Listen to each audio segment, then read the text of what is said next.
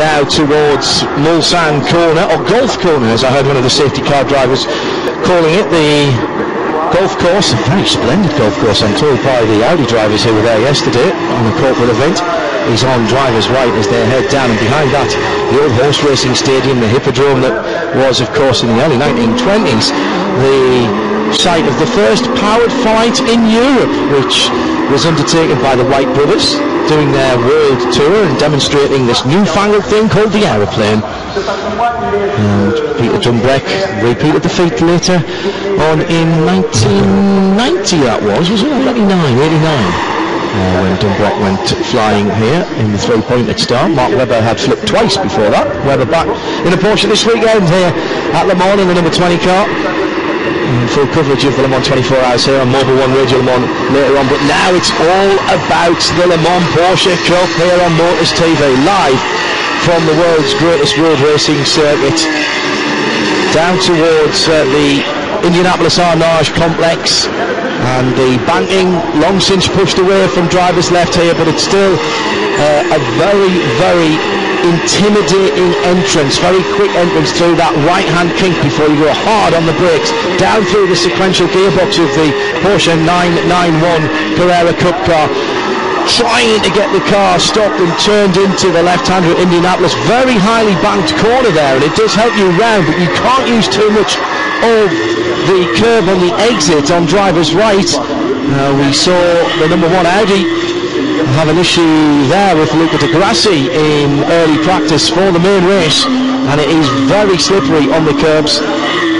Quick blast of power down towards the slowest corner on the circuit, the right-hander at Arnage, and then up through the gearbox towards the Porsche curves, perhaps one of the most daunting sights ever for a racing driver. Turning in, even in these cars, at somewhere approaching 150 miles an hour, and then balancing the throttle on and off gently, trying not to unsettle the car through the first right, left, right, just trying to keep the car in contact. It's almost like a floating experience. Huge crowds at Le Mans for 2014, and they're out on the banksides early to see the Le Mans Porsche Cup race. Rolling start, and Johnny, run through the first couple of rows of the grid if you wouldn't mind. Pole position for Kevin Estre, the Frenchman for Tsunami RT Motorsport. He's an entrant from the French Championship alongside Tom Dillman, who's also done some GP2 series racing this season, but particularly last year as well for RMS number 56. So it's 13 and 56 on the front row. Earl Bamber, the defending Carrera Cup Asia champion. He's doing Super Cup this year as well. New Zealander. He starts from third position alongside Brit Ben Barker, who's been run by Par Motorsport, and in fifth and sixth positions Nicola Morocco and Nicola Armin.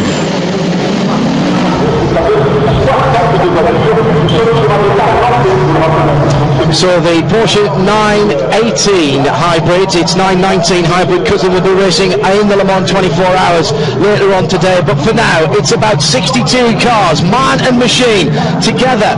A rolling start for the Le Mans Porsche Cup with Kevin Estre, the Frenchman, in the 13 car on pole position, John Hindhaugh and Johnny Palmer in perfect harmony too here, we hope, for the 45 minutes of this Porsche Cup race, live on Motors TV and around the world at Mobile One Radio Le Mans.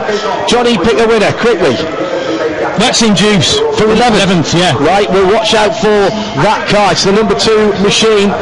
The huge amount of Porsche guests, over 900 hotel rooms booked by Porsche for this return to top flight racing for their prototype teams, and it seems, doesn't it, appropriate that we should see 62 of the world's best Porsche Cup drivers lined up.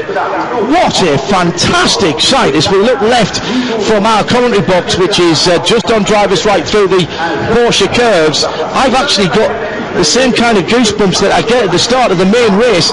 The grandstands aren't absolutely packed, but there's a good crowd here as Kevin Estre and Tom Dillman on the front row, 13 and 56, Bamber and Barker 219 and 130 through the Ford chicane. Everybody's in good order. Let's wait for the green flag, and 45 minutes of Porsche racing at Le Mans starts now, and Estre jumps away to the lead. Dillman dropping in behind him. Earl Bamber trying to get a draft as they go towards the first corner. fantastic start by Kevin Estre. Yeah, that was no big surprise, was it? Getting the jump on Tom Dillman, but Dillman will have something up his sleeve over the next 45 minutes, I'm sure. They're all heading up towards Dunlop Curve then for this opening lap. It looks like Nicolas Maroc just got ahead of Armindo as well in the battle for 5th position, and Paul Rees battering over the curbs there, trying to find room for his orange and white car, the number 77. Estre with an incredible lead into the Forest S's though. And Dillman having to defend very early on. Armindo with Martins behind him is in a bit of trouble as well. Didn't get the best of runs down the hill from the Dunlop Bridge area, but Estre's got an absolute corker. He's got a second on the rest of the field. He's broken the toe already. That is job number 1 done by Kevin Estre. Very much so. Earl Bamber keeping with Tom Dillman as they head onto the Mulsanne straight for the first time. Ben Barker sat there in 4th where he started. And is that Armindo losing a position to Lonnie Martins? Yeah, Lonnie Martins in that white and then fluorescent yellow car, nose to tail, and he gets the jump on the IMSA Performance Matnut livery Porsche. So, and almost slotting himself at the inside of Nicolas Maroc as well. It didn't quite work into the first chicane. And they're all backing up in the middle there. Now, who's that going wide on the inside? There's a little bit more tarmac there than there used to be. He would have been in the gravel there a couple of years ago. It was Stephen Palat in the 18 car. Keep an eye open as well for Maxime Juice in the number 2 car. He started in 11th position, didn't get the best of qualifying, didn't get his run when he expected it at the end because he was already in the barriers. But here's the battle for 2nd position. Earl Bamber getting the toe down the straight between the 2 chicanes, and up the inside of Tom Dillman he goes. So Earl Bamber squeezing ahead, the defending Carrera Cup Asia champion, and he's running in the German Championship this year as well, where there are no clashes. Also side-by-side action there, and about to lose a spot could be Laurent Aiello in the number 26 car. It's side-by-side behind him, and that is, I think, Lonnie Martin's teammate, but Aiello certainly mixing it with the regulars in this championship. I saw Sylvain Noël there in the 7 car as well, having a go. That means he's made a cracking start from 14th if he is in this little bunch, heading down the 3rd part now of the Ligne Droite Nadia. It is the Mulsanne corner. Don't take the roundabout, guys. Turn hard right here as they all kind of slot in, right in the mix there. The number 3 is Cognot in that very, very prettily presented car. Alexandre Cognot in Racing Technologies car.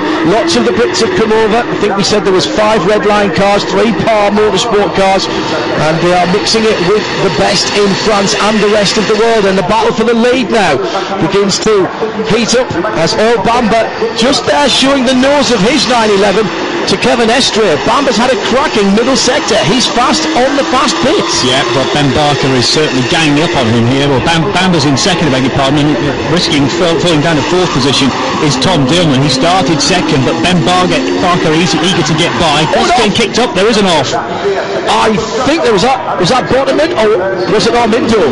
It's Armindo, isn't it? It's Maroc. It's Nicolas Maroc, the 85 car, one of the Sebastian Loeb racing cars, and maybe a clash with Lonnie Martins. Difficult to tell with so much dust in the distance. Just got a glimpse there of Josh Webster. That was at Arnage, by the way, as they stream into the Porsche curves for the first time under racing conditions. And by the way, as the leaders are now in the middle of the Porsche curves, the tail end of the field are still approaching the Arnage right-hander. That's what 62 Porsche 911s spread out to in the space of about 6 miles of a racing lap. And it is Kevin Estre from Bamber, Dillman, Ben Barker and Maroc now dropping down as Martins was challenging hard, and he's gone up into 5th position. We're still waiting to see where Juice has got to. In fact, Juice has gone back a couple of positions, and it was Sylvain Noël in the 7 car who was coming forward. Michael Meadows now in 10th position in the 101 car. Estre completes the first lap and leads by just on a second. Yeah, good stuff on that opening lap. Lots of racing, but nice and clean. Michael Meadows almost side by side with Laurent Aiello across the line. They're battling for 9th and 10th places, but looking down the order, my bet for the win, Maxime Juice actually losing a place on that opening lap. So he's stuck in traffic, that's the problem. And of course, further down the order you get, more difficult it is to get some clean air. The top 4 have really broken away. Kevin Estre and Earl Bamber, though, certainly mixing it. And this is the battle for 9th and 10th then. It's Laurent Aiello from Michael Meadows, and then tucked in behind is Juice actually, and the number 7 car, which is Sylvain Noël indeed. Now he started a bit further back, so he's had a decent run. Keep an eye out for that battle. Laurent Aiello in the Mobile 1 car, the car that bears the livery of the Porsche 911 Evo that won here in 1998, and the number as well, and the blue car behind him is Michael Meadows. Meantime, here is the battle further up the field, where Nick Armindo is under pressure from Bottomman, and Bottomman is going to have to go round the long way at the first chicane, but gets the tow and streams through. That is a phenomenal run into the first chicane. I thought that Bottomman had gone the wrong way round the long way, but had it done before the braking area. Yeah, great little run now. And that just shows, doesn't it, how much of an advantage you can get aerodynamically in one of these Porsches if you tuck up behind an opponent. By the way, Chris Harris has come into pit lane at the end of that lap, unfortunately, for the Journo. Side by side, the third position, and this is Ben Barker with the outside line. Can he nip across the nose? Yes, he can. Wow. To squeeze into third position. A little bit of nose-to-tail contact between he and Tom Dillman. But Dillman, who started in second position, now falls to fourth. And that car run by Par Motorsport, Ben Barker, up to third place. And just mentioning as well, he's not finished, because this could go back the other way. Watch the slipstream action again for the lead and for third and fourth. And the pass is made for third. Is it all side by side through the kink as they go into the braking area for the right-hander at Mulsanne corner, and it goes back.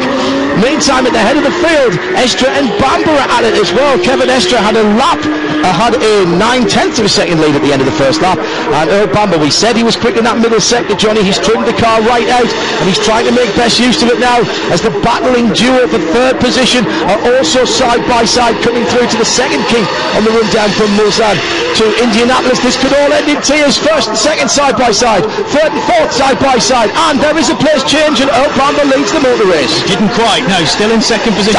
Did he not get his nose ahead? I wanted to call my co-commentator from years ago into the lead, but meantime the battle for third and fourth continues. Kevin Estre still leads into Arnage for the second time, and third place it's Ben Barker ahead of Tom Dillman. But after the Brit made the move on the Frenchman, Dillman certainly not giving up on things there and staying with the Ben Barker car, which now has its headlights on, heading through shot there, run by Par Motorsport. Fifth place, a little bit on his own now, Lonnie Martins, trying to bridge that gap between Sacha Bottomman and Tom Dillman. A great scrap for sixth, actually. Bottomman, Armindo, Aiello and Paulette all together. Michael Meadows trying to hang on to the coattails of those cars as well, and they replay the dart up the inside here from the number 76 car, which I think is another one of the IMSA performance machines. It's Laurent Pasquale. Was the Class B leader, I think. Although Christophe Lapierre, look, leading Class B at the moment, so he's come up a long way in that Karcher-sponsored 911 car. Loads off in the gravel at the third chicane. Yeah, one of them could have been Victor Jimenez. Is there oil down, perhaps, at the first kink? Everyone else is squeezing through. And now we've had a change for second position, because Kevin Estre still leads the race, but Earl Bamber fighting with Tom Dillman. Barker's been delayed.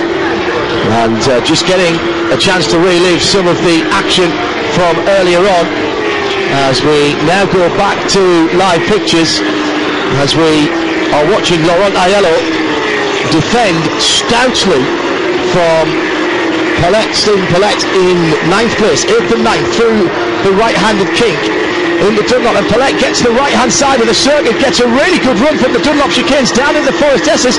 The first one is a right-hander, so he has position, but the second one is a left-hander, and Laurent Aiello uses all of those skills that we've seen down through the years in sports cars and touring cars to hold on to a hard-fought 8th position. Very much so, certainly mixing it with some of these guys that are more well used to the 991 shape iteration of the Porsche 911, but Laurent Aiello showing that he's lost none of his talent. The 1999 British touring car champion, Earl Bamber, getting a good run on Kevin Estre this time then, so that replay confused me somewhat. They are in the same order, but they're side by side coming up to the chicane on this, the third lap, and again Earl Bamber just running out of track a little bit, but he's got the pace on Kevin Estre. Should he be able to get by the Frenchman? I think he might be able to edge away somewhat. Ben Barker's certainly done that from Tom Dillman in a clear third place now. It seems to me as though Bamba has got the pace on the fast bits. He's using the toe. He has a little look outside to drivers right. There's very nearly a touch for the lead, and somehow they manage, and there is a touch, and the front wheels of Estria's cars are off the ground, and the back left-hand side of Earl Bamba's car is damaged. The immense camber on both of these cars meant it was front wheel to rear wheel. Estria's front right on the rear left of Earl Bamba, and it kicks the car up in the air from Estria, but he survives. Meanwhile, Amindo comes through the chicane. Let's have another look at that, Johnny. They were daring each other to give a bit of the racetrack, and Bamba did squeeze over on Kevin Estria. Yeah, I'm very, very worried for the first part of that lift from the front wheels of Kevin Estria's car, quite how high it was going to go, but thankfully it came back down to all four wheels relatively quickly, and that is the end of the race for Earl Bamba then, crawling down the straight from Mulsanne corner, the 219 machine that qualified in third place. The team felt it was good enough to win the race, but after that contact, a puncture, so it is a 45-minute race, but that's pretty much it for the New Zealander. And he just done the fastest lap of the race, a 4:05.024, which would have put him in the top 6 in qualifying, and these cars are still heavy, and what it's done now, sadly for us, is left Frenchman Kevin Estria in the 13 car out on his own.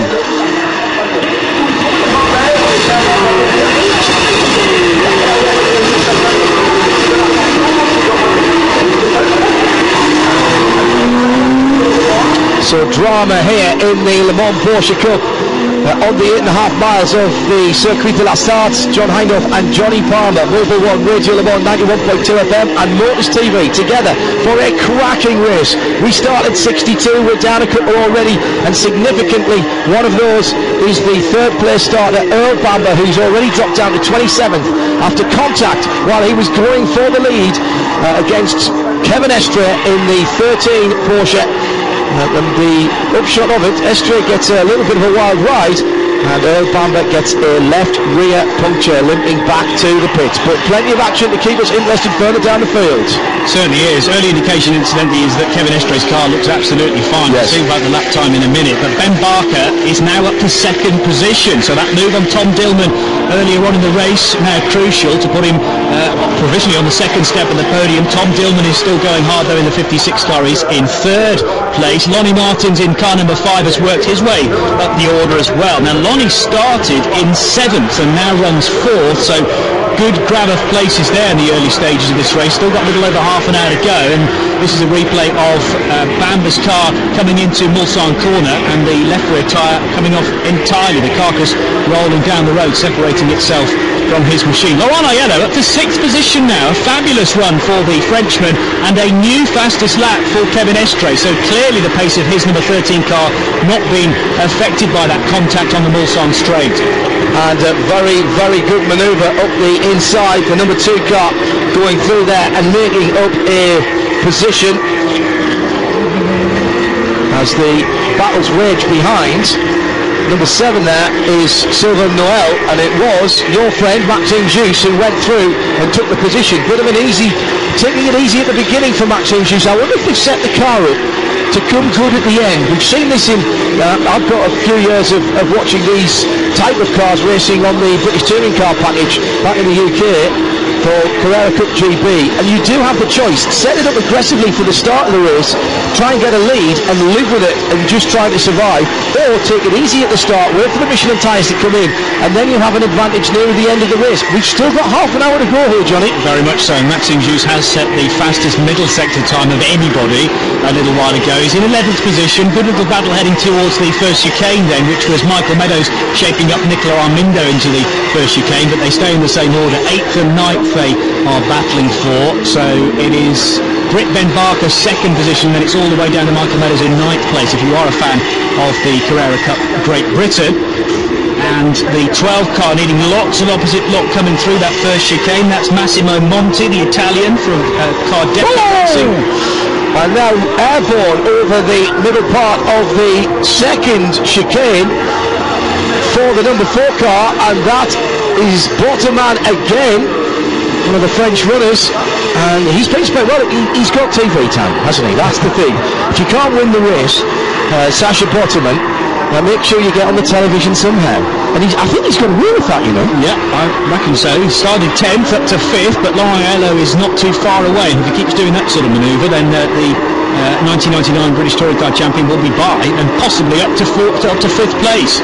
So breaking for Mulsanne corner past the old signalling pits. That is the number 1 and 9 cars together, I reckon. Castelli and Geoffrey Denarda.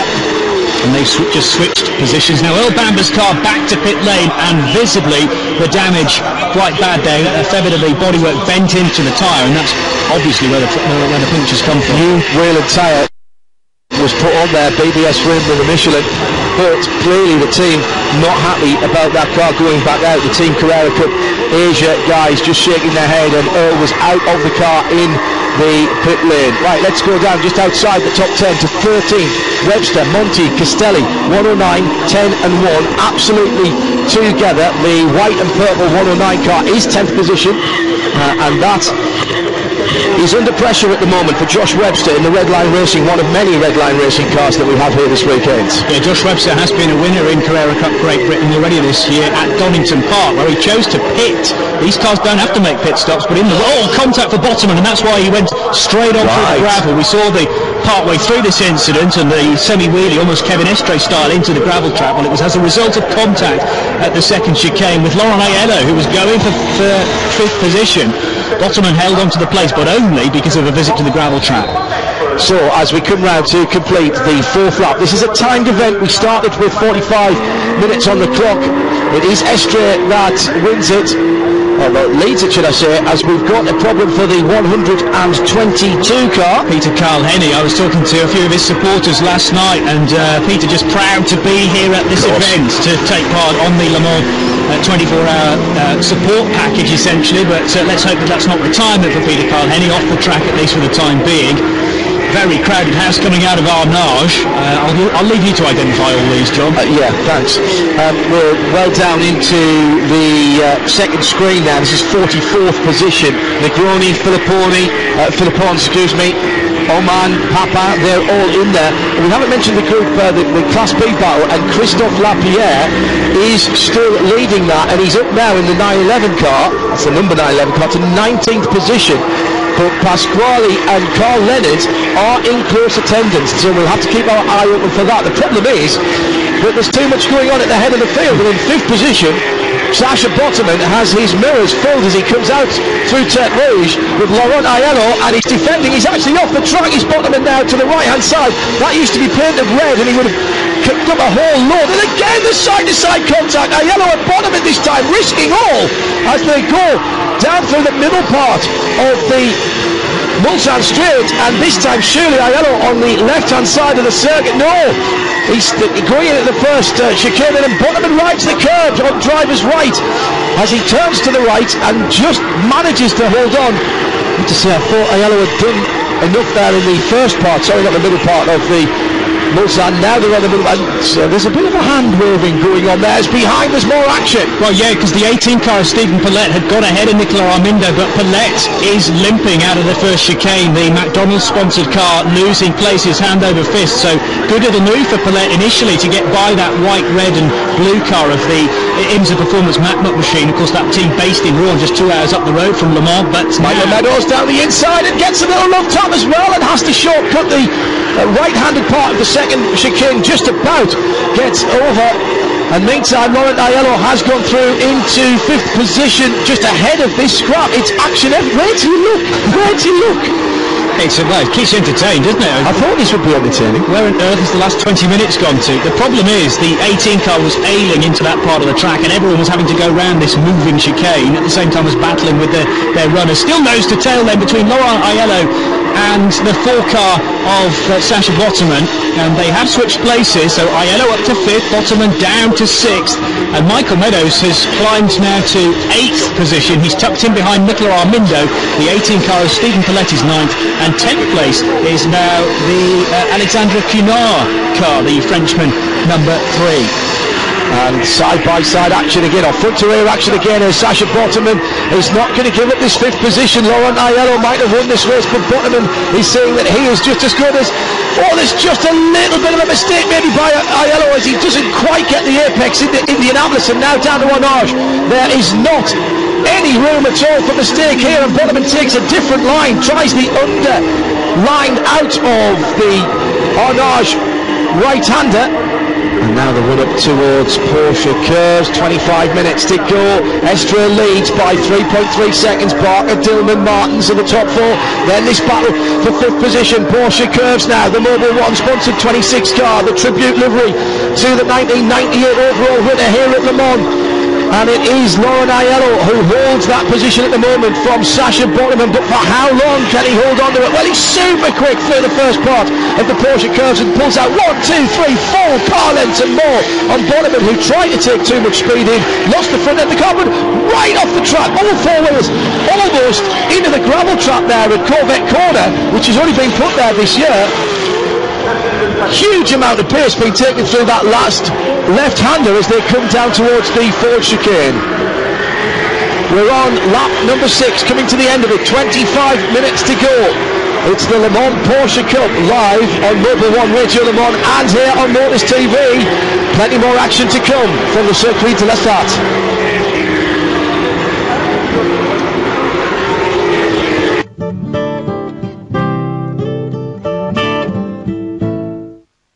Improve your summer.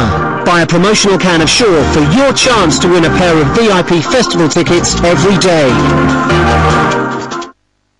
Deposit £10 and I won't just double your money, I'll triple your money and then add some more. Spreading the jackpot joy. At Giacomo, men's style is understood. You want a rematch? We've got the gear that matches you perfectly. Plus, all the latest looks to keep you looking good this summer, in sizes small to 5XL. You want the summer heat? We have the cool shirts you'll feel comfortable in. With big name brands in sizes exclusive to Giacomo and 10% off your first order right now, why wait? For the book, call 0800 980 1180 or go to giacomo.co.uk. When Daddy had an accident, I was hurt a lot. It's not been easy for Mummy, but we've been getting help. Now Daddy's more like my daddy, and I'm his little princess again. At Orwin Mitchell Solicitors, we've secured over £1 billion in the last 2 years to help injured people get their lives back on track. That's why I'm with Orwin Mitchell. Because compensation is only part of the story. Call us now. If your boiler's on the blink, you can rely on the British Gas team to come to your rescue. You can call as many times as you need. Our customers rate us 4.5 out of 5. You'll get an annual service, and now there's 10% off home care from just £8.50 a month with £99 excess. But hurry, offer ends 30th of June. Call British Gas on 0800 316 5000.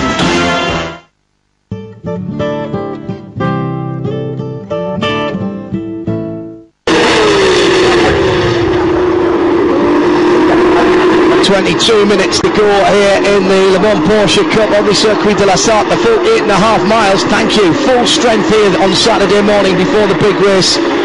Mobil 1 Radio Le Mans here for that and for Motors TV for this fabulous 62 car battle, and we've just seen Michael Meadows in the 101 car go up inside Nicolas Armindo to take 7th position away from the Frenchman.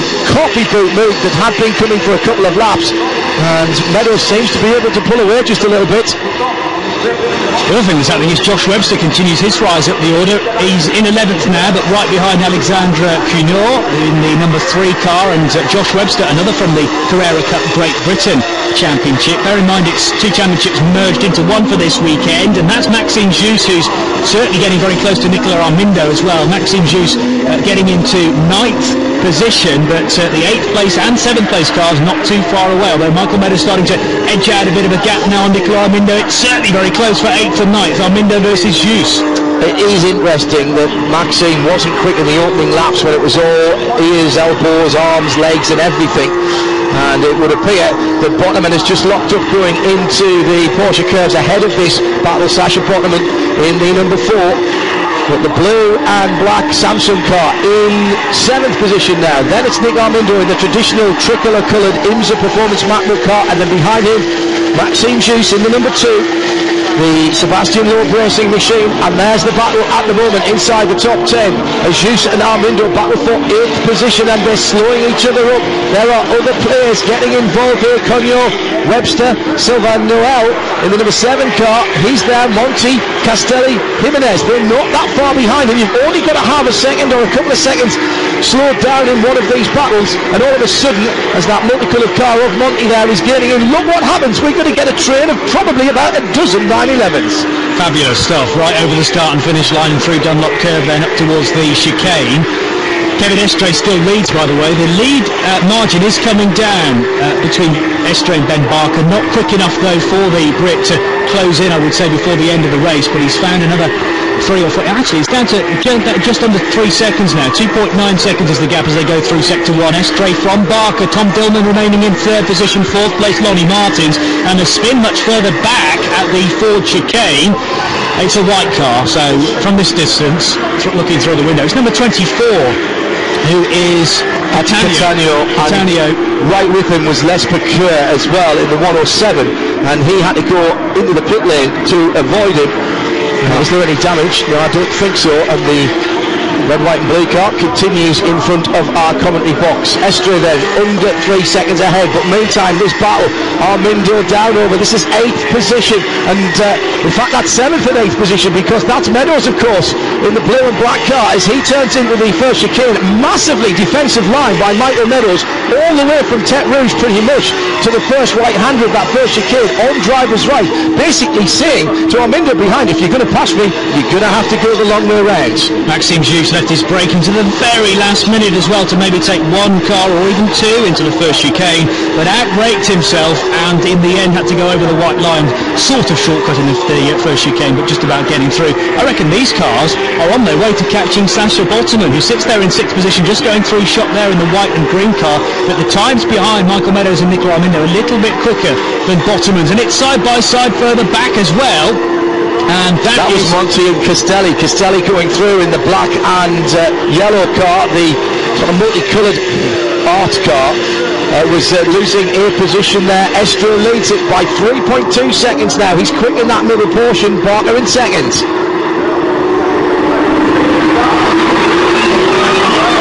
So just under 18 minutes to go.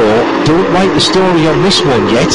I'm not even sure you can get the headline, because there's positions changing almost at every corner. Estre leads it by 3.2 seconds. Barker in second for Par Motorsport, the 130 car for the best of the Brits. Then Tom Dillman in the 56, then Martins, then the battle from 5th on down over, because that really is where all the action is. Yeah, everybody else in 5th place kind of thing, isn't it? Where Josh Webster still trying to climb the order. He's got ahead of Alexandre Cunor, although Webster's trip through Mulsanne corner wasn't as clean as he would have liked, and I think he's given the place back. Yes, he has, the white and purple car. Meanwhile, the battle for 8th position, 7th position in fact, rages on, and Meadows running out of brakes, I'd say, because all the cars off in the background, 4 cars spinning at Indianapolis, and that's Lapierre, I think, in the Karcher sponsored car. So Class B leader he was Christophe Lapierre involved in an incident. I think that's Monti in the multicoloured car. That is, I don't think that's as far back as you think, Johnny. I think that's Monti in the multicoloured car who's had an incident. He's certainly off there, as we sadly don't get a shot long enough to be able to identify all the cars involved there. But I've got a feeling that was Castelli, Monti and Túnez, and possibly Jimenez as well. Jimenez was definitely involved, so you're right. There you go. It's in the sort of 13th, 14th place areas, and let's hope that Christophe Lapierre is still in the race. He has slipped to 4th in class, though, behind Pasquale. Carl ended up to 2nd place in Class B. You might have been right, actually. The 911 might have been in there. You're right. I think he might have been, because he would have been right up there, tailpipes. The Monti car is the easiest one in the world to see, because it is every colour on the rainbow and not just another white Porsche, which is nice. We'll see where Christophe Lapierre comes through at the end. There's Sylvain Noel, so he's still running, and he was right ahead of that in 12th position. Webster's lost the place to Cognac. and Jimenez has come through, Denard has come through, so we've lost Castelli, Monti and Antunes, so they were definitely involved, and I'm worried now for Lapierre as well. Papa Lapierre in the 911 was leading Class B, and that now is Pasquale with just about half a second behind him. Carl Leonard in the 136 car is in second place in Class B. Lapierre's come through in 20th position, so I think he might have maybe been affected by that, although not immediately involved. He's had to swing his way through various cars that littered Indianapolis corner. Meanwhile, somebody overcooking Mulsanne corner, the right-hander, car 278. That's Zhang Zhang, should I say? Yeah. Dong Dong, it says on his windscreen, by the way, the Chinese driver from Team Basetex Shanghai. Also having an issue at the entrance to Dunlop, the number 123, 62 cars in the field, by the way. He was not in the top. Oh no, he was. That was Bill Cameron in 48th position. Bill, well known to us for his exploits on the Nordschleife, which is of course where we are on Radio Le Mans next week for the 24 hours. It is the 24-hour meeting here, Mobile One Radio Le Mans 91.2 around the circuit, around the world on the web, and on Motors TV live for the Le Mans Porsche Cup. Tom Tillman, third position in the still pristine number 56 car, one of not very many, the RMS car, that have done the first 30 minutes without being modified in any way, shape or form. Came off the front row, dropped down to third position. Estro leads it by 3.6 seconds, stroking home at the moment. The Tsunami RT car from in second place, Ben Barker, the 130 Par Motorsport car. What result that would be? Looks like Bill Cameron's got an issue in that very pretty blue and white car with the red rear aerofoil. He's managed to get somewhere near the end of the lap. He must be quite near to us, as he had that spin a few moments ago, and he has got away. I can tell you that because he's not now in front of our window. Just heading away from it now. In fact, that's two spins on the same lap for Bill Cameron. Lots of yellow flags down towards the kink before Indianapolis, and that's after so many cars speared off into the gravel.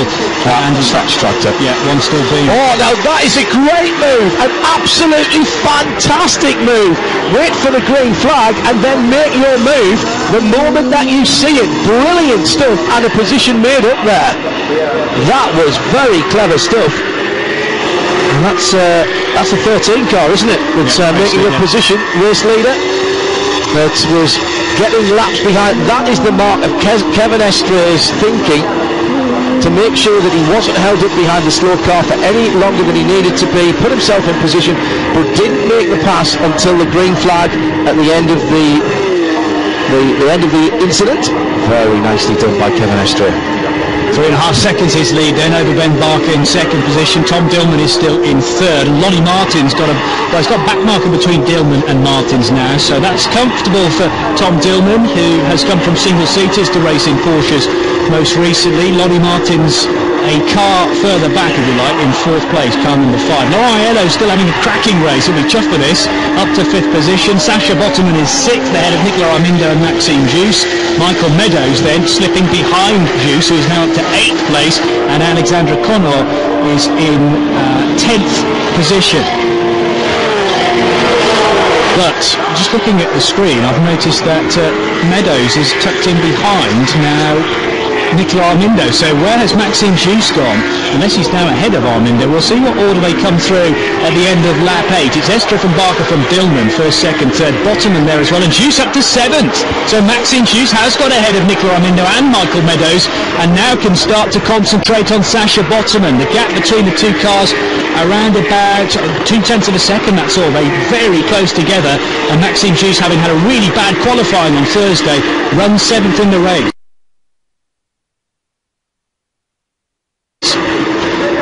So just under 11.5 minutes to go. And it's Estre, Barker, Dillman, Martins, Aiello, Botterman, Jousse, Armindo, Meadows and Cognac for the top 10. But don't write that down either yet, because it will change in any second now as Maxime Jousse continues his run through the field. Started in 11th, now up to 6th. 22 seconds behind the leader. I have a feeling, Johnny, he's not going to take the victory away from Kevin Estre, and he'll do well actually to get on the end of the podium from there now. Yeah, he didn't have the best to start. That was my prediction before the race, of course, was Maxime Juste for the win. Maybe a little bit optimistic, but I thought he may break into the top three. We will see what happens in the remaining 10 minutes and 45 seconds as Kevin Estre heads over the rise. This is the run from the first chicane down to the second chicane. Ben Barker away in the background, but 2.5 seconds they were separated by at the start of this Mulsanne straight, but the middle sector is certainly favoured by Kevin Estre, so I think the gap will be eked out a little bit more as they head through sector 2. Then a big gap back to Tom Dillman, who's a further 6 seconds behind in third position. Lonnie Martin's just getting by a back marker there, who is Massimo Monti, the 12 machine, a lap down. And then 3 cars together, Maxime Juste, Sacha Botterman, Nicola Armindo. They've edged away from Michael Meadows, but all 3 pouring into the second chicane. How did Meadows get back behind those guys again? He got by them and disappeared. I wonder if he got out-fumbled going through some traffic, because there are 1 or 2 people who had incidents who were there. I thought Michael had made his escape and was off into the distance, if I'm honest, in that Samsung sponsored machine. Inside the last 10 minutes then, it's the Le Mans Porsche Cup here onto the famous Circuit de la Sarthe.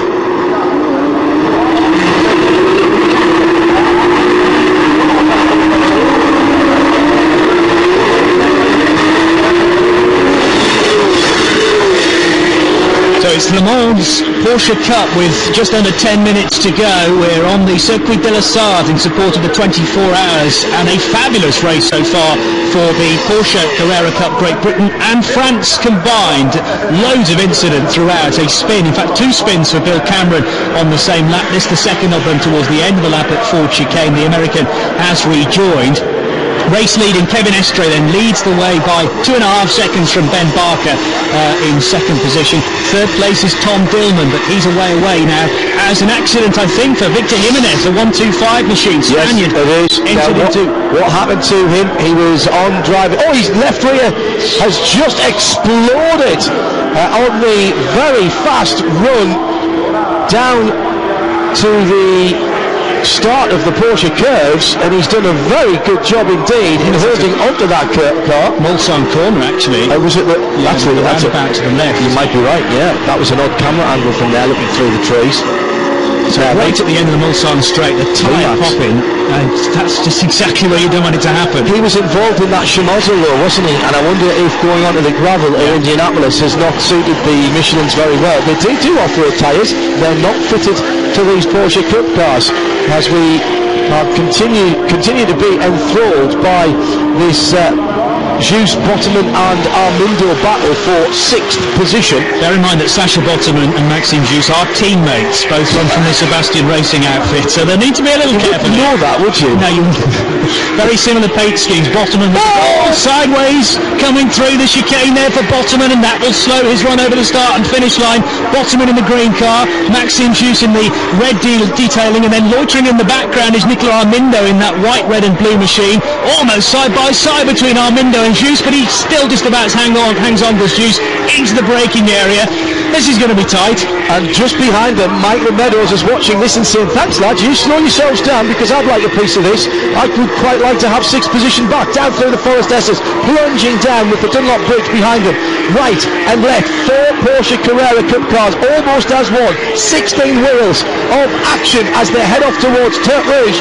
And to me, I think Botterman is under pressure. He's in the middle of the road quite a lot. He's defending. He's trying to hold back the attentions of his teammate Maxime Juste. And Nick Armindo is now right in the draft as well. Here comes Juste. Juste dives out to left, then to the right, and Botterman's got 2 of his Michelin tyres over the white line. He's not even on the road surface as he comes down towards the braking area. Round the outside, driver's left. Here comes Maxime Juste, and he's just about got half a Porsche's length. Now maybe a full. Is there clear water between them? Can he pull in under the braking area? He's not being made easy by Botterman, who goes over the curve, and then both outbrake themselves. And here comes the IMSA Performance Mount car round the outside of one of them, round the outside of both of them.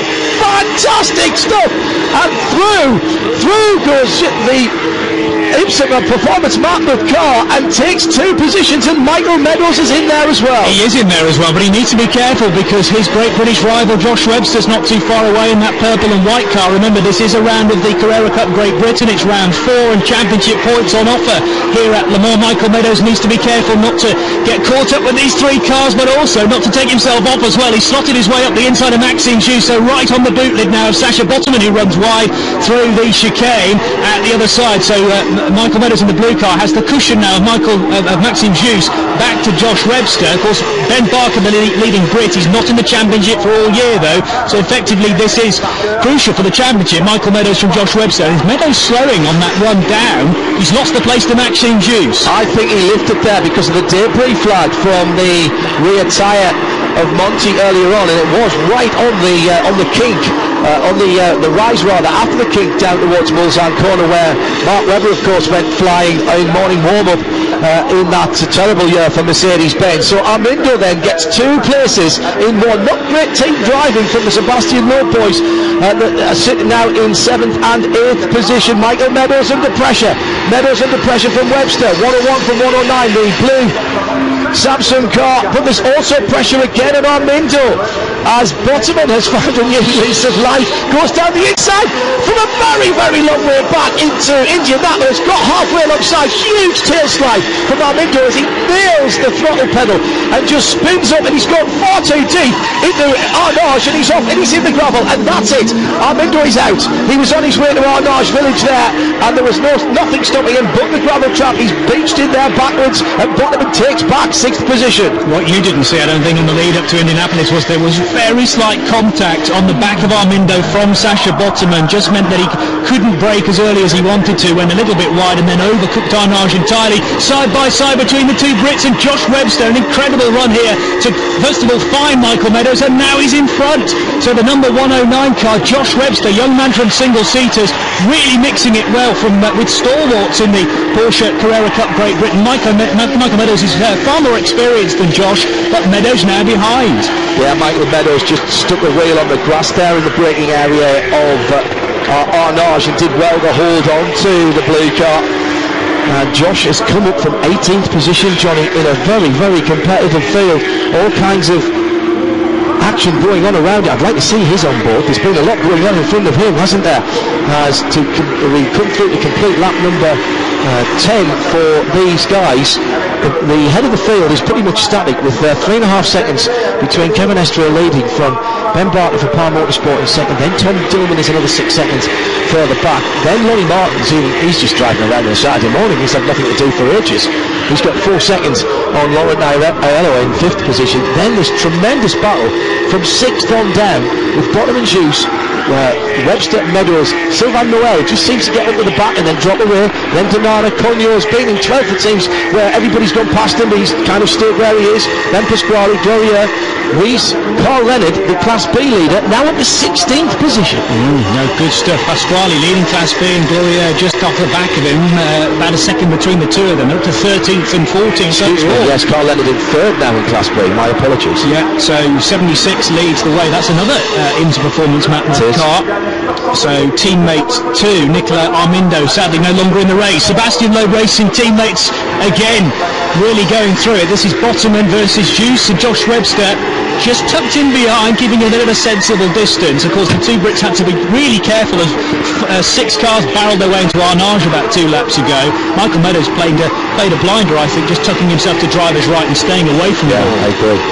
Got a little bit on the grass there and somehow got hold of it. Yeah. So once again, the battle between the Sebastian Loeb boys, and I've got to say I'm not overly happy with Sasha Bottoman weaving left and right in the middle of the road, just jiggling the wheel a little bit, trying to stop the airflow, or at least stop the draft to his teammate. And here comes Josh Webster. He's having a look as well, but I think he's thinking better of that, if I'm honest, and I think that's smart. A lot of thinking there by Hindhaugh, but that is a really smart move. Is joining in on this battle now is the white and green car of Sylvain Noel in 10th position. So 6th down to about 12th are within striking distance, certainly 10th at least, within striking distance of each other. Donada has just done his fastest first lap, first sector of the race, and he's in 11th position. He's a little bit further back but he is trying to get onto the tail. It's amazing, isn't it? As soon as we start to see 2 or 3 cars battling, as the leader, it's Estre. That's Estre. He's got a left rear puncture, and that's another car that we've seen with a left rear puncture. We saw Monty earlier on, and the wheel is gone. This is Kevin Estre in the lead of the race, and it could be a great day for Power Motorsport. Ben Parker. Now, was this another puncture, or was it? Oh, it's huge. It's huge. Left rear blowout on that Porsche of Kevin Estre, and he hangs onto it using all the skill that he learned winning Porsche Super Cup, and Ben Parker now leads in the Power Motorsport 130 car. This could be the final lap. Still trying to wait for the caption to appear, but 40 seconds on the clock, so depending on when Ben Parker comes through, he may well take the lead at the end, take the win at the end of this race, or he might have to go for another lap yet and further cook his own tyres, of course. Kevin Estre had contact earlier on in the race with Earl Bamber, but it wasn't on that side. It was the other side. On the right-hand side.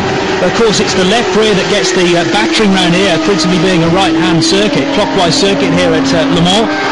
So Ben Parker working his way out of Porsche curves and now towards Corvette curve. 10 seconds on the clock. This will be the last lap, I should think, because it takes a fair while to come through for chicane. Well, he needs to lift. Well, the question is, if they haven't put out the last lap board, is it a time? It is a timed race. It's not 45 minutes plus 1 lap. The time has elapsed. It could be very bad luck for the number 13. The checkered flag is out. Estre's tyre gave up on the last lap, and Ben Parker and Power Motorsport win the Le Mans Porsche Cup for Le Mans on the Le Mans run for 2014. It is a return for Paul Rudd and the rest of the guys, and a return to the victory rostrum. Dillman in second, Martins in third, Laurent Aiello comes home in fourth. Estre might just get 6th position. Is he going to? No, he's not. It's going to be Bottom and Juice. Webster Meadows and Noel will go through, and Donada in 10th position, and 6th through to 10th as quick as you literally could see them go across the line. But what a brilliantly judged race by Ben Parker, by Paul Rudd and the rest of the guys from the Crawley, the Gatwick area of the UK, specialising in race and road Porsches, Power Motorsport. That is a win that they will savour. Paul's run cars here in the past in the 24. He brought 3 cars here. I had a quick chat with him last week when he was setting off, and I know that Madeleine's listening back at base as well, and there will be a lot of very happy, smiling faces as Ben Parker will stand on the top step of the podium, and the carcass of the Michelin tyre that gave out on Kevin Estre is strewn on the side of the circuit, and Estre has not completed the final lap in the 13 car, the Tsunami racing car. He was just about to come through and lap the 16 of Philippe Richard, and did a heck of a job hanging on to that in the run down towards Indianapolis. And that is the fastest part of the circuit. But that happened, and somehow he hung on to it. Do you know when you see something and you think, oh, that looks a bit like the leader? And I'd already actually said it was the leader, and my mind was catching up on me. Oh, he was sure. Yes, absolutely. Well, it was just like Victor Jimenez's problem as well. I think virtually the same part of the lap, well, a bit further round, but clearly the tyres are pushed to their very limit here. It's a 45-minute race, but so much of it is full throttle and also powering out of medium-speed corners at the chicanes and at Tertre Rouge as well, and it's the left rear that gets most of the abuse. Great result for Power Motorsport, particularly considering they're celebrating their 30th anniversary this year as well. So Paul Rowe and the team. There's a beautiful livery on the top of that roof, which stems all the way back to 1984, photographs from that year, and then it's sort of a chronology, a Bayer tapestry, if you like, of images through the history of Power Motorsport, and it's on the top of Ben Parker's car, so a great one to take the victory. Well, he got his way up into the top 3, had to fight his way there. He'd started in 3rd position, fought his way through to 2nd, and it's about being sometimes in the right place at the right time, but there was a little bit of bad luck involved with Kevin Estre, clearly, but you cannot fault the fact that Parker had been pushing hard and had closed within 2.5 seconds of the leader, and then he started to back off and his lap times went away a little bit. Now I wonder if he was just holding on to the car and thinking, I'm feeling it going away. Clearly they got the car set up absolutely perfectly. Tom Dillman in 2nd place, and he'll be loving that as well. Very much so, yes. Tom who did a full season of GP2 series last year and has done the odd race this year already. But Tom Dillman is certainly one for the future as well.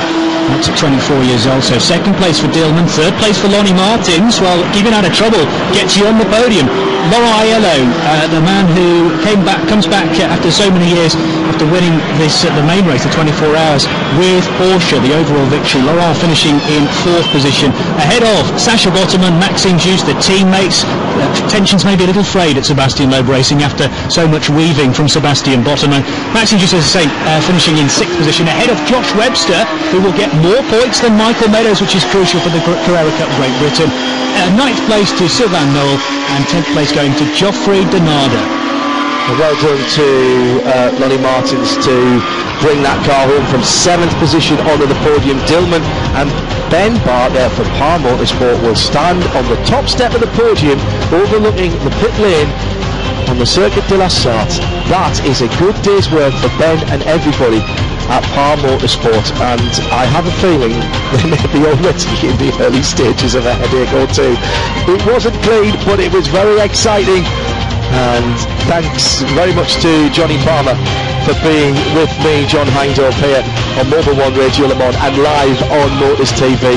A few years ago we watched the World Cup of Porsche Cup at the Nürburgring. I thought that was a great idea then, and this has proved to be another brilliant one, and great racing from all 62 drivers. Kevin Estre leading the race and then blowing a tyre. Jimenez having the same problem earlier in the race. The action fast and furious, particularly in the bottom half of the top 10. And the moments when it all went wrong for Kevin Estre.